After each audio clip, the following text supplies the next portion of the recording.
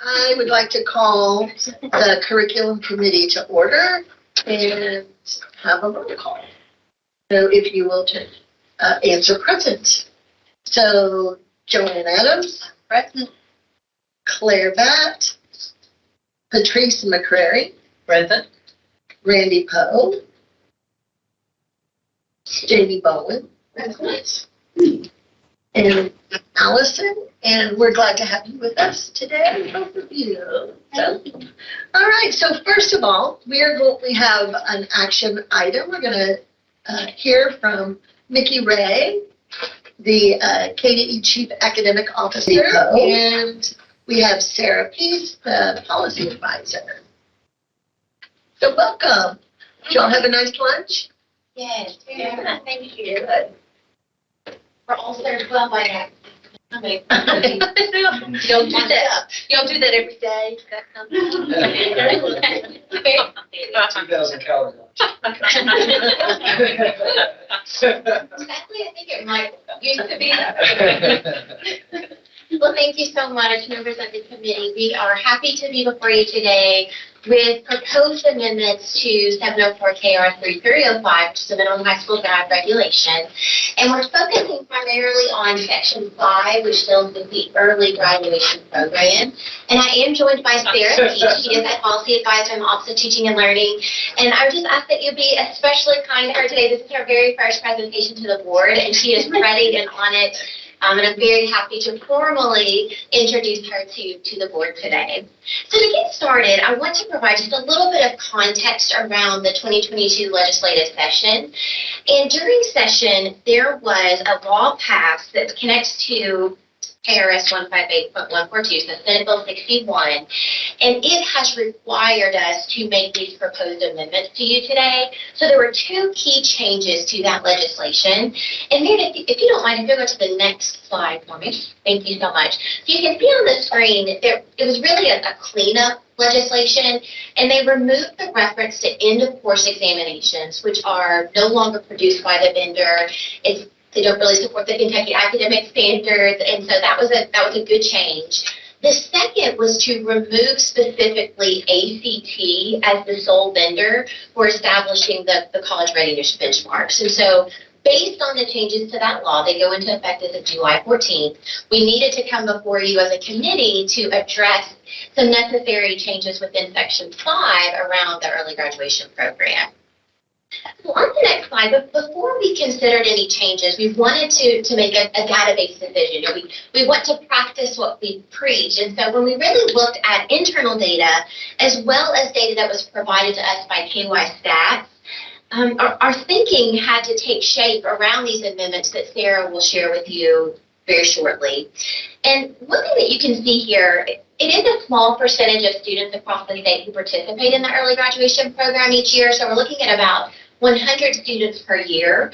But despite that small percentage, we feel very passionately, we are compelled to ensure that they do have a quality experience, a rich experience as students who are participating in this specific program. And upon completion of the program, I neglected to mention this, they do receive a graduation certificate, their diploma, and they have a scholarship that is in place through KIA, and they can use that for any two-year or four-year university, public university in the state. So there is a significant outcome for these students in terms of that scholarship. We want to make sure that they're equipped and ready to enter into their post-secondary aspirations. So you can see here again, we're talking about 100 students per year. If you look at their academic outcomes, it will not be surprising to you of students who are engaging in an early graduation program. So 85% meet or exceed benchmarks, and that's both KBE and national ACT benchmark. So they're performing quite well academically. 90% have a 3.0 GPA or higher, and that was important to us in the sense that when we had conversations with CPE around this issue, they mentioned that there was a Princeton study that suggested that those students with a 3.0 or higher have a 50% higher probability of completing a four-year degree and actually earning their degree or certificate. And so that's significant to us. You won't see that reflected in the amendments, but it bears on our mind as we talk about these students and their future success. When you look, though, at the post-secondary outcomes, and really this will not be surprising to you, it's emblematic, I think, of the larger system and structure, but you can see here, 66% of these students who graduate within the early graduation program, 66% complete one semester of their post-secondary education, but only 48% actually complete the degree program or earn their certificate. So there is concern there around why. Why are they not completing the degree program? What is changing? Are they, in fact, equipped to be successful when they graduate early and go on to college? So all of those conversations are things that we have had to think about in informing amendments to the regulation. So next, again, I want to just let you know, too, that we were very intentional in gathering feedback from other stakeholders. As I mentioned, we talked with CPE regarding this issue. We also talked with KIA because it does impact the scholarship that these students need and want to receive. And then we also appeared before LSAC, and they were very encouraging around the recommended changes to the regulation. We also feel like it further leans upon the United We Learn vision that we discussed this morning, and specifically that portrait of a learner or graduate that you all are discussing within this committee. And so we are very interested in making sure that you too feel good about the outcomes and the scaled progression of those outcomes that Sarah will discuss with you. So I'll hand it off to Sarah. Thank you so much. Good questions. Yes. Is that okay to take a question now, or could I? Yeah, just for clarification, so that I get the correct mindset. Early graduation, you clarified semester graduating early versus early graduation, or right, semester, year. It's typically, the student has to submit their intent form at the beginning of the year, within 30 days of the start of school, and so it's typically through that year, but there's not a limitation as to a semester or a full year. So there's senior year? Not their senior year. So typically we're looking at, it's primarily juniors who are making up the numbers of that 100 across the state, but there are some sophomores. So if a sophomore has had an experience where they're getting Algebra 1 credit, they're getting a lot of credits in middle school that would move them forward, then you might see a sophomore, but I think the data reveals, and also my personal experience in knowing who these student groups are, it's typically your high school juniors. So about a year in advance of their graduation date with their scheduled cohort. Need to know for that data that was displayed on success in college. All right, thank you. I'm going to talk a little bit, because there is a difference between students who are merely graduating early versus those who are part of this program. So she's going to address that, I think, on the next one. Yes. Thank you so much for having me. I'm glad to be among friends and fellow people who love curriculum as much as I do, so it's a pleasure. I want to go ahead and just knock out some of the technical amendments. Dr. Brewer, if you don't mind moving forward. The technical amendments throughout the regulation, we had to conform to the changes due to Senate Bill 61. We were very diligent about creating a distinction between graduating early versus the early graduation program.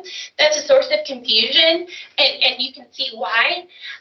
A student who graduates early earn all the same credits that are required by the state and their local district, but they just do so on an accelerated timeline. So that could be semester-based, most certainly, and when they meet those requirements, are issued a diploma.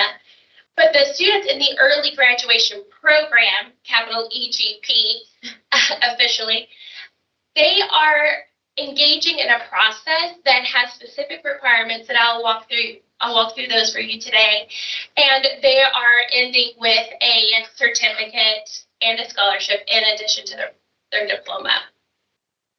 The next technical amendment that we have included is moving the ILP support to the beginning of 6th grade versus the end of 6th grade, especially for students in the early graduation program. There is possible planning if they want to do some high school credits in middle school that would be advantageous to them. And then finally, we moved the date in which the schools can enter the student into Infinite Campus, their intent to graduate, from October 1st to October 15th, because the local districts, they have many different calendars that are approved. Okay, we are scaling this over 3 years, and I want to get to the things that hopefully will be most interesting to you and we can have some discussion on. So for 22-23, it's really just a transitional year due to the dates in which the laws become effective.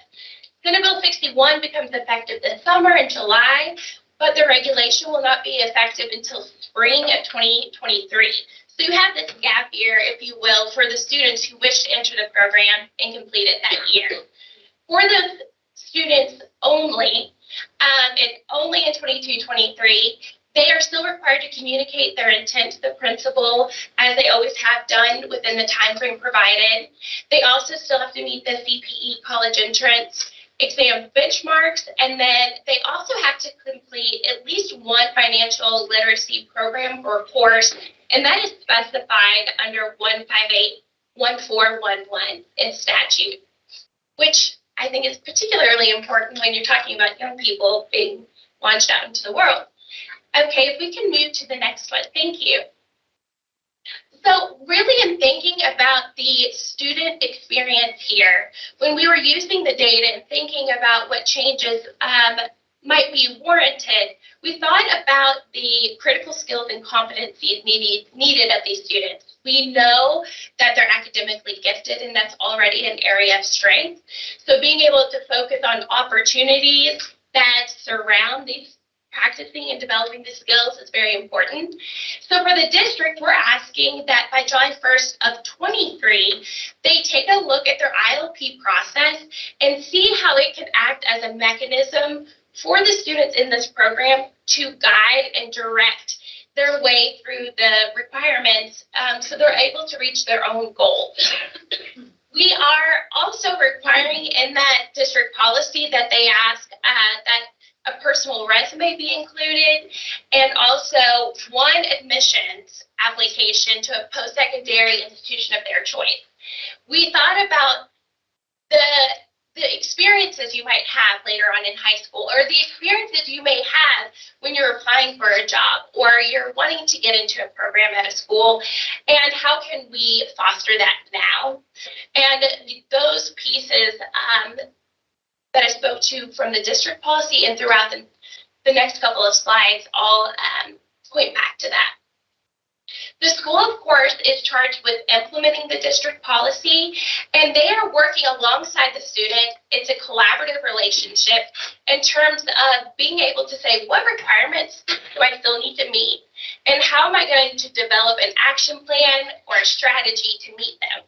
Thinking about long-term planning and diligence and the initiative to complete the program are all essential workplace ethics program requirements that are getting reinforced throughout these changes. For the student, they will still, of course, have to meet the CPE benchmarks, the financial literacy program as well. But we have also asked in this year that we fold in that the student must earn all 10 foundational credits.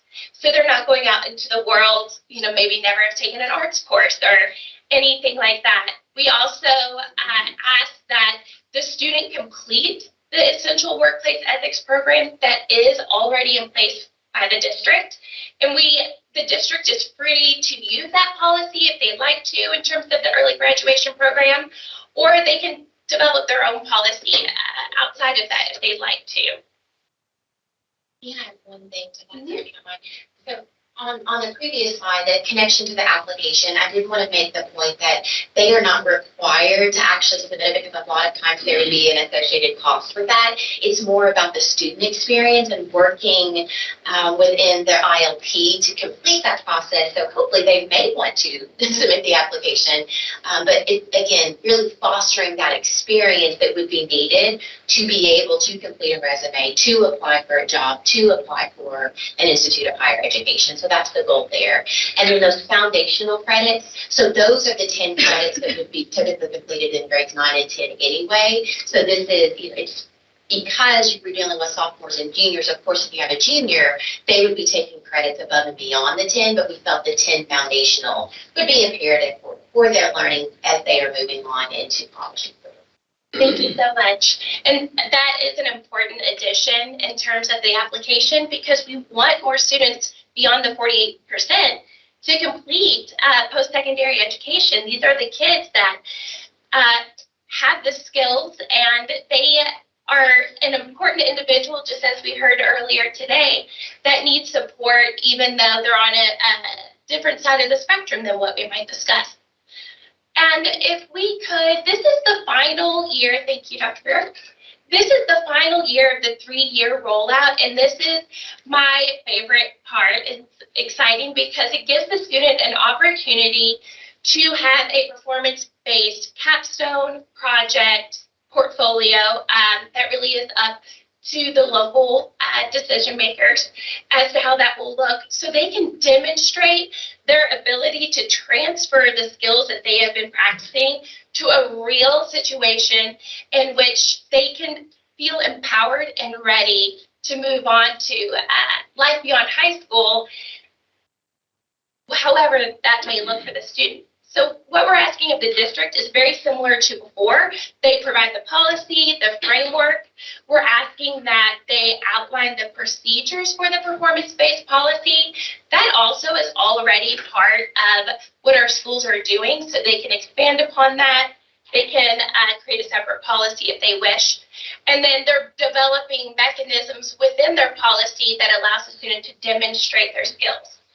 For the school, they continue to act as a support to the student, and the support with the comprehensive school counselor is throughout this entire year as they're doing these steps, but still under the purview of the student who knows what needs to be done to reach their goals. For the last piece on the demonstration, we are asking that the student is able to exhibit 4 key pieces or elements that we believe are very critical before they move on beyond high school. The first one being that they are able to meet the essential workplace ethics indicators that include things like adaptability, diligence, initiative, all of which have been woven throughout the design of the program. We also ask that the student is able to apply the Kentucky academic standards as a lifelong learner and an engaged citizen. The third piece is the written and verbal communication skills of the student and how they're able to demonstrate those in their capstone. And then lastly, the ability to think critically, synthesize information, and draw conclusions. It really is a nice complement to the conversations this morning because we know academics are important. They are a foundation. I used to tell teachers, it's like the bones inside of a body. Without them, you're like a puddle on the floor. However, that alone isn't going to make you successful beyond high school. And we know that students may still have capacities that they need to develop. So we're seeing more fulfill their goals long term. So the final point I'll make is that ultimately we feel because they're already showing academic success, we needed to look more at those competencies and skills to ensure that they have opportunities to demonstrate growth and readiness prior to their early graduation. With all of our presentation, we certainly welcome any additional questions or comments from the committee. Okay, the truth? Yes, please. I'm just full of all these questions right now. So the ILP, you mentioned starting as early as 6th grade, but does not necessarily have to start as early as 6th grade, or does it? It would start at the beginning of 6th grade. Previously, it was at the end of 6th grade, so that piece isn't new. It's just to give more time. Okay, because a lot of our 6th graders are in middle school, so I'm in a county that they're still in elementary school. So I'm trying to wrap my head around an elementary student having an ILP to graduate early in elementary school. Well, and the ILP does not start until they're graduating early, but it is involved anyway. But again, to your point, previously it was at the end of 6th grade, and it could be because of those discrepancies where 6th grade does live in elementary school and in many places. But we felt that as a sixth grader who will be transitioning either into middle school, into that next phase, that is the prime time for school counselors to really be able to start having conversations with them around their interests, their goals, what they would like to study and pursue. So it would not be to the extent of what you would see a ninth grade student complete the ILP. And Dr. Sweeney and Heather Bushelman here from the KBE have very specific guidance on what the ILP can look like at each year. And so they will be working to develop further language if we move forward with proposed amendments to assist schools and districts in thinking about that as sixth grade students. What are some of why does a student want to graduate early in general? Like what seems to be the biggest reason? Based on, again, experience that I know of my own and others, most of the time it's a student who is extremely accelerated and they're wanting to leave high school early and go on and begin their post-secondary careers. Now, that is not the case in every scenario, but that was really the design of the program to ensure that, for lack of a better word, that student is not held back from continuing on with their education when they have demonstrated competency and they're ready to move on. A lot of times we have students who will enter into certain pre-college programming and they're just ready to make that transition. Sometimes you will hear school and district leaders talking about students who have experienced hardship, but that's not necessarily the intent of the program. But if that student meets the requirements and qualifications and they are equipped and empowered to be successful beyond their graduation, then it would be open to all students. So the regulation actually states that the school and district cannot prohibit a student from participating in the early graduation program if they declare intent and complete all program requirements. So then that data that so many of them are not successful in post-secondary, if a lot of them are academically gifted, then that's really troubling. And not without. Yes, we share that concern. Hence that, before this has been all about assessment competencies and really looking at the academic side. And I think much of this is likely due to the students being younger and immature and or even very mature, but still entering into a completely new world outside of high school. So we wanted to try to think about scaling in that last component, that the capstone project, just to give them that experience of thinking about their own future and then being in a situation where they're exhibiting their learning and their readiness for local school district officials. Maybe what kind of barriers are at the post-secondary level for these students? Sure. Because I know working where I do, like we can't get a background check on the ones that are going to be teachers and get them out of the schools for observations because the schools require a background check, but they're not 18. So, there may be more things like that. Some of these are not driving. Right. Well, remember though that the majority of we're talking about, again, an average of 100 students, and most of them are juniors in high school, so they are autonomous. But that's why we feel like it's so important for these conversations to be happening with the school counselor, with the principal, so that there is an investment in what the student is wanting to do and that they have all the information that they need to be able to leave and be equipped to be successful in those secondary programs. And to be able to articulate that as well from their own perspective. This is why this is important to me. This is why I want to go into the real world earlier than my peers. And built in with the program is an opportunity to have a entrance interview with the principal or designee to share their why behind this, to share the requirements that they have identified and then the strategy for completing them because they have these aspirations. And for a student to be able to articulate that, I think is important.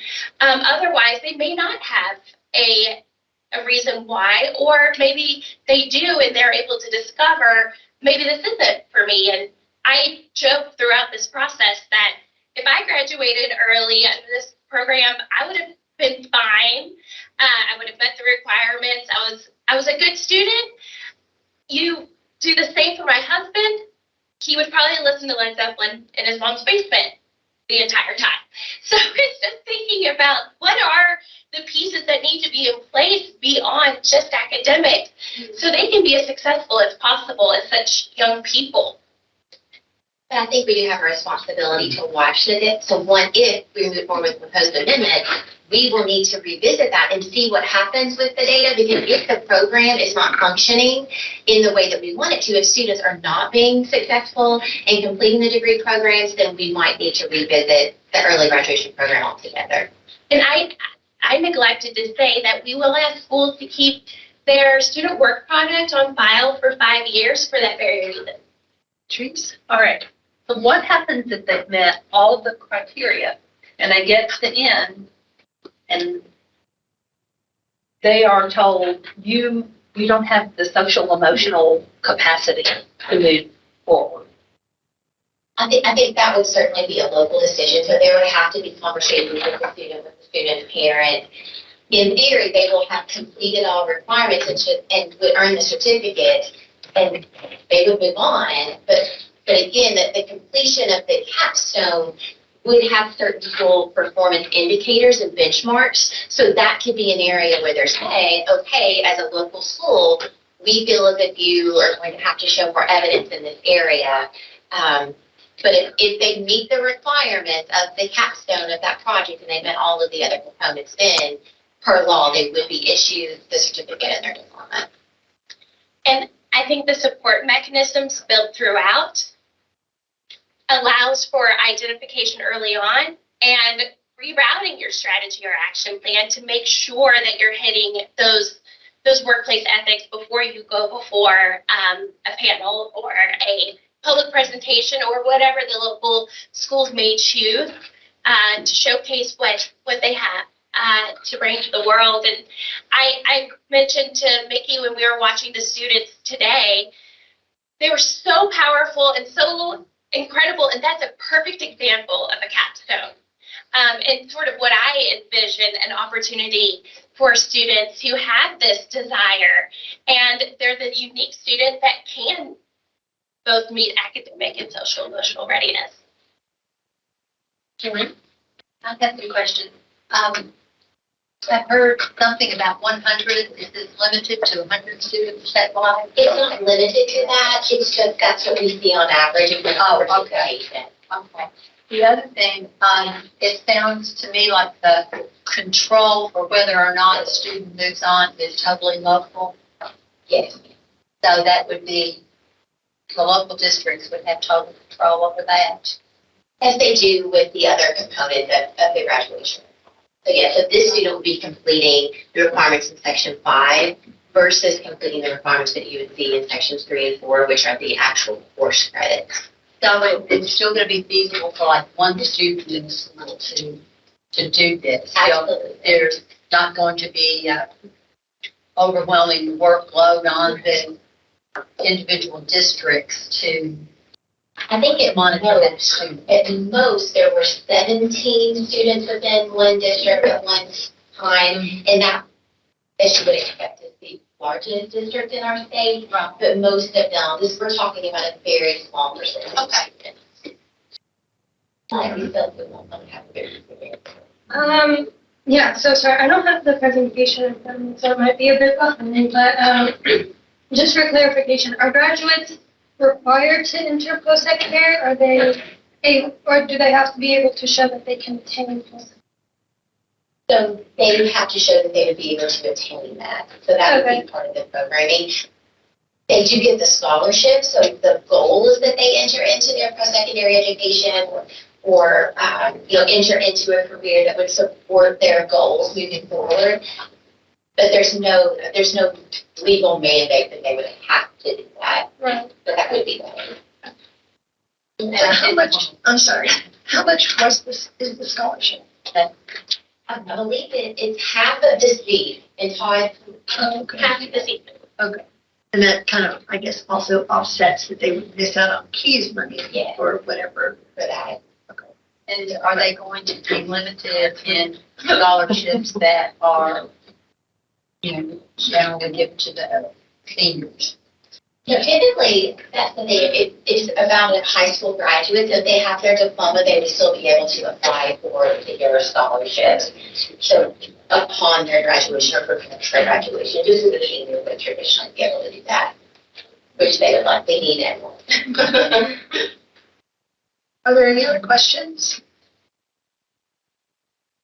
So if there are no other questions, I'll entertain a motion to approve the amendments to 704 KAR 3:305, the minimum requirements for high school graduation. There's a motion by Patrice. Is there a second? I'll second. Thank you, Joey. All in favor, say aye. Aye. Opposed? All right. Thank you very much. Thank you all very Thank you. much. You did good. You did, and you got a lot of questions. Thank you. So, Dr. Randy Poe was going to give a little update on the Portrait of a Graduate Subcommittee. So I appointed Randy as the chairperson of that subcommittee since he had done so much work in that area. And using the list that we had generated as a board of all the different groups we wanted represented in that committee, they were able to fulfill all of those slots. And there was a first subcommittee meeting. I don't remember the date exactly. I guess I've got it somewhere. But that was May 16. It met. And pretty much at that meeting, we went over, David Cook went over kind of the history of the profile of a graduate, and then Matthew Courtney worked through some generation of ideas and things like that, and looking at the dispositions and things that we might want to consider in the portrait or profile of a graduate. And then that was pretty much all we did that first meeting. There's another meeting coming up at the end of June that a poll will be sent out about that. So just to kind of keep you updated on that work, that's kind of where we are with that right now. All right, any questions about that? So now I think that's all of the work that we needed to complete in this committee. So I need a motion for us to adjourn. We adjourn. Thank you, Joanne. Second? Okay. Thank you, Jamie. And all in favor? Aye. Aye. All right, thank you very much. So this curriculum committee is adjourned.